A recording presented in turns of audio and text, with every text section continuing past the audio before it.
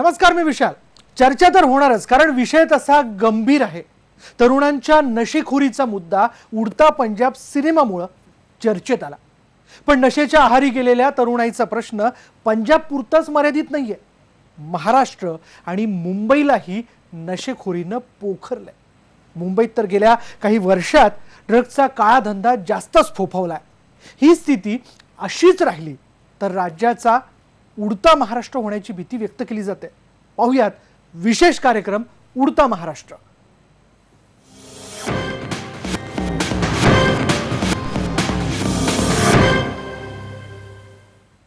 ड्रग्जच्या विळख्यात अडकलेल्या तरुणाईचा मुद्दा उडता पंजाब या सिनेमाच्या निमित्तानं ऐरणीवर आलाय.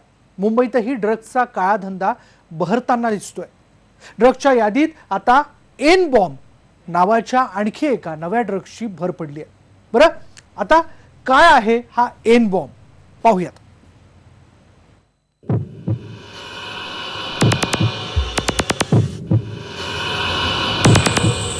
मुंबईकरांवर नशेचा एन बॉम्ब. एन बॉम्बच्या विळख्यात तरुणाई. ड्रग्जमुळे होणार उडता महाराष्ट्र. मुंबईला सध्या धोका एका बॉम्ब पासून.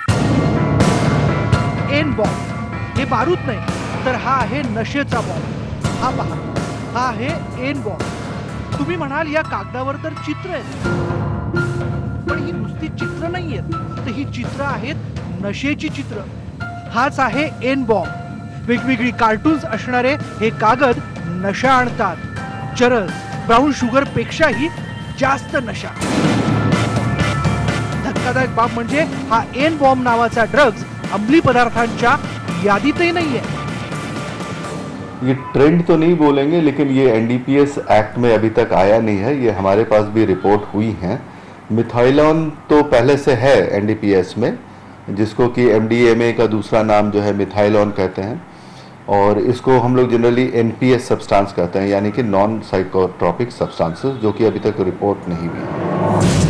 एनसीबीनं मुंबईत एका इस्रायली ड्रग पेडलरला जेव्हा अटक केली तेव्हा त्याच्याकडे हा एन बॉम्ब सापडला.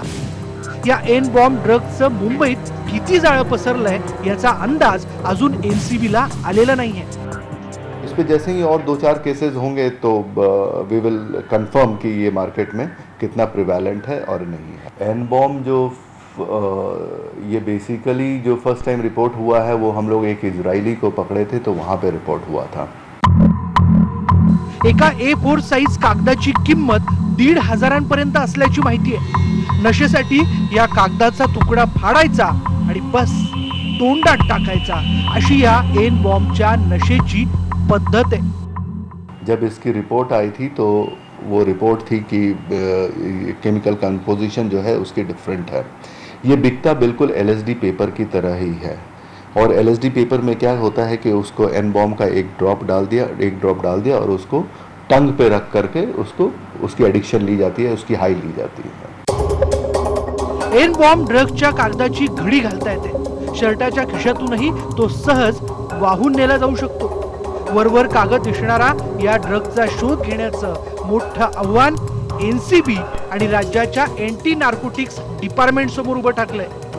सूरज ओझा, IBN लोकमत, मुंबई. तर लक्षात येतच आहे की मुंबई ड्रग्जचा काळा धंदा कशा प्रकारे मोठ्या प्रमाणात फोफावतोय. मुंबईत वेगवेगळ्या मार्गाने अंमली पदार्थ येतात आणि ते तरुणाईपर्यंत पोहोचतातही. हा धंदा असाच सुरू राहिला तर उडता पंजाब प्रमाणे राज्याची उडता महाराष्ट्र अशी ओळख होण्याची भीती व्यक्त केली जाते. मुंबई झाली आहे ड्रग्जची राजधानी. मुंबईत करोडो रुपयांच्या ड्रग्जचा धंदा.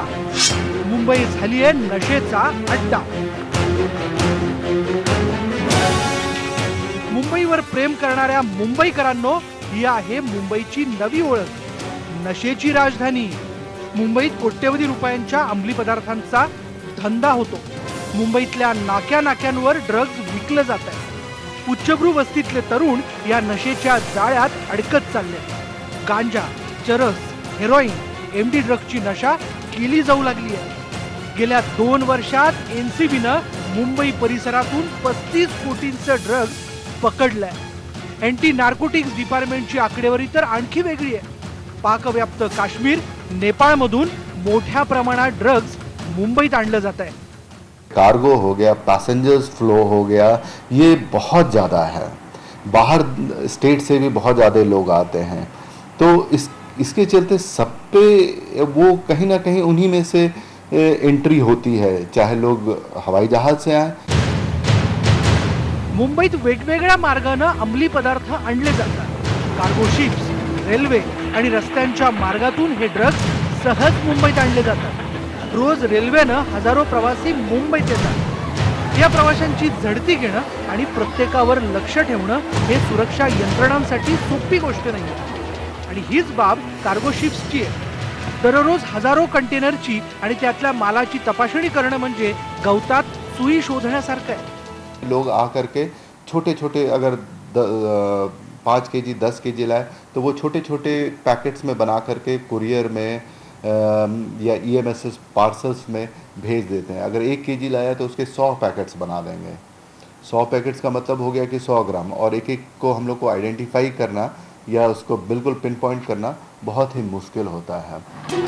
सरकारी यंत्रणांनी ड्रग्ज माफियांविरोधात जशी कठोर कारवाई सुरू केली तशी त्यांनी आपली मोडस ऑपरेंडी बदलली. माफिया काश्मीरमधून ड्रग्ज घेऊन रस्त्यांमार्गे दिल्लीत येतात.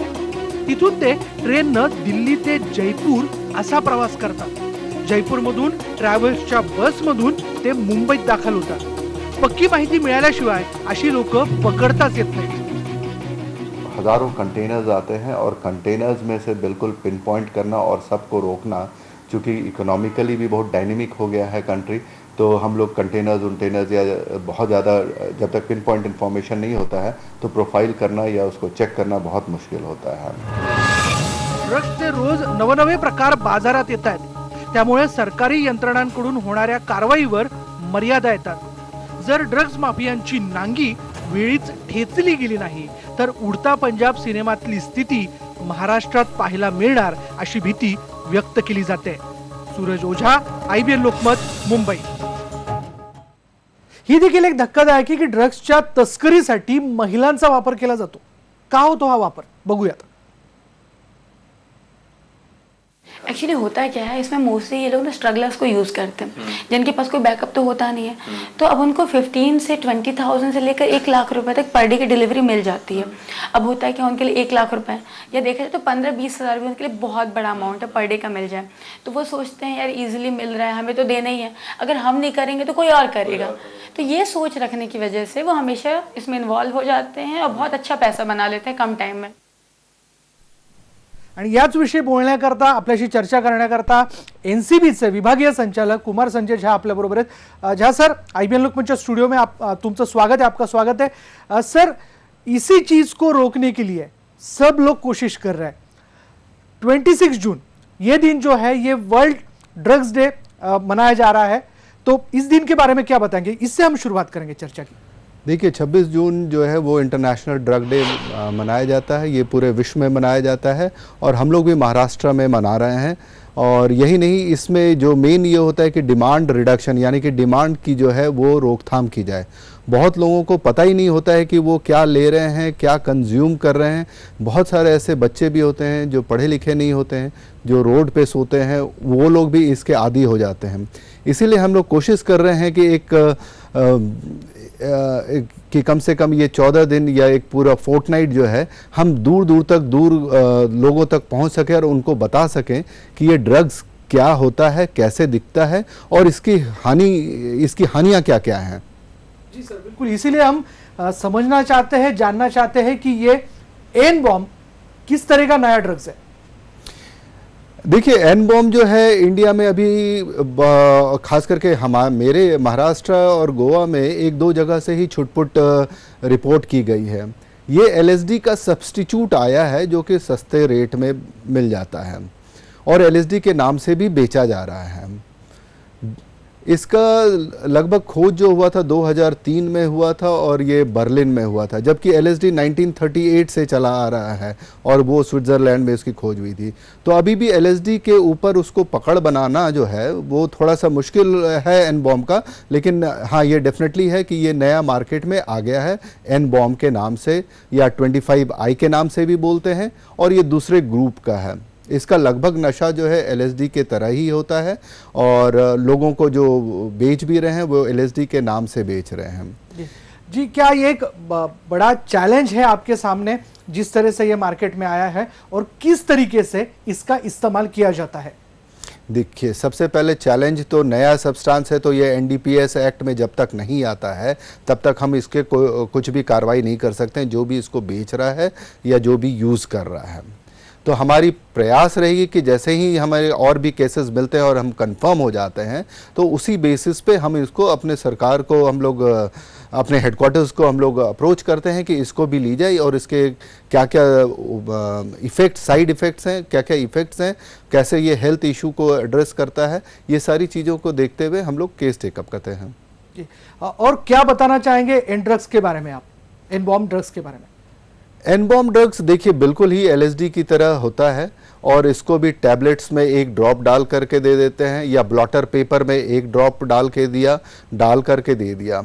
लगभग इसमें 12 से 13 कंट्री है जिन्होंने इसको बैन कर दिया है, जिसमें चाइना है, इज़राइल है, चेकोस्लोवाकिया है, ये और भी बहुत सारे कंट्री हैं जो कि इसको बैन कर दिए हैं।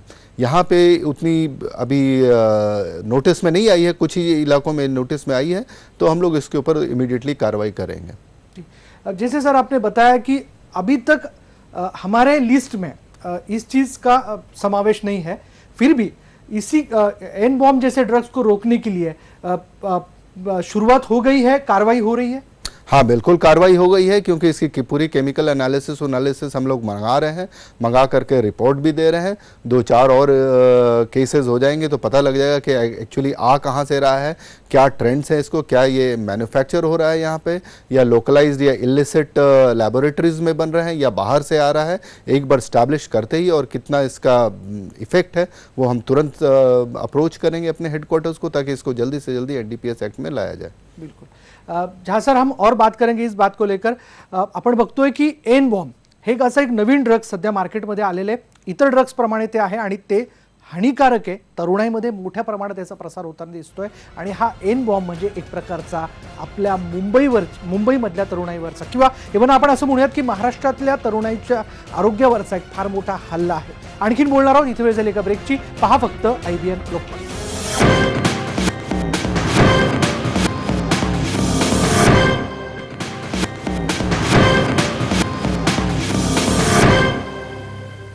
उडता महाराष्ट्र असं म्हणत असताना एन ड्रग या नवीन आलेल्या ड्रग्स बद्दल आपण चर्चा करतोय, त्याचे परिणाम आणि एकूणच कशा पद्धतीने मार्केटमध्ये याचा फायदा होतोय हे देखील आपण जाणून घेतोय। कुमार संजय झा आपल्या बरोबर आहेत, एनसीबीचे विभागीय संचालक। सर, ड्रग्स इस चीज का मुंबई शहर पर किस तरह से असर हो रहा है, अभी तक का आपका स्टडी क्या कहता है सर? देखिए, सबसे पहले तो मैं ये बोलूँगा कि ये उड़ता महाराष्ट्र या बड़ा ही ये सही नहीं है। महाराष्ट्र की उतनी अभी वो स्टेज नहीं आया है कि जिसके ऊपर मूवीज़ बने या बहुत सारे उस पर मैंने उस पर ज़्यादा लेख लिखा जाए, ऐसा नहीं है। महाराष्ट्र जो है एक इकोनॉमिकल हब है, और यहाँ पे कोस्टल लाइन से लेकर के जो पॉपुलेशंस आती हैं बाहर से भी, विदेश से भी जो आता है, वो इन्फ्लक्स बहुत ज़्यादा है।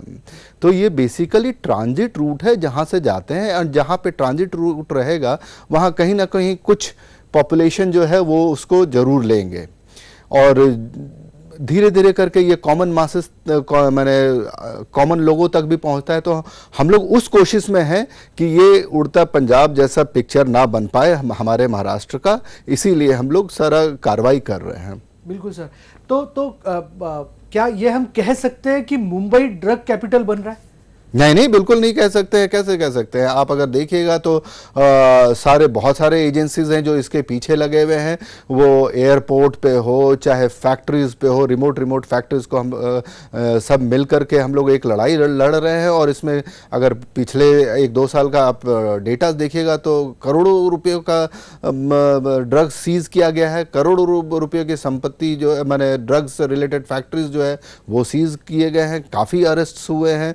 तो यहाँ पे तो बहुत प्रो एक्टिव स्टांसेस है, लेकिन हाँ और करने की ज़रूरत है, क्योंकि हर एक बार जो है ये नया मोडस ऑपरेंडाई अपनाते हैं, और जब तक हम लोग समझें इसको तब तक थोड़ा सा, क्योंकि ये लोग हमेशा नया नया बदलते हैं, तो थोड़ा सा डिले जरूर होता है। उस डिले पीरियड में जितना नुकसान हो सकता है वो वहाँ तक ही सीमित रहता है। बिल्कुल सर, जिस तरह से आप इस बारे में जानकारी दे रहे हैं, तो हम ये जानना चाहते हैं कि इस ड्रग्स की इकोनॉमी क्या है, और एक मैसेज भी हम आपसे चाहते हैं कि इसे हम किस तरह से रोक सकते हैं एक नागरिक के तौर पर।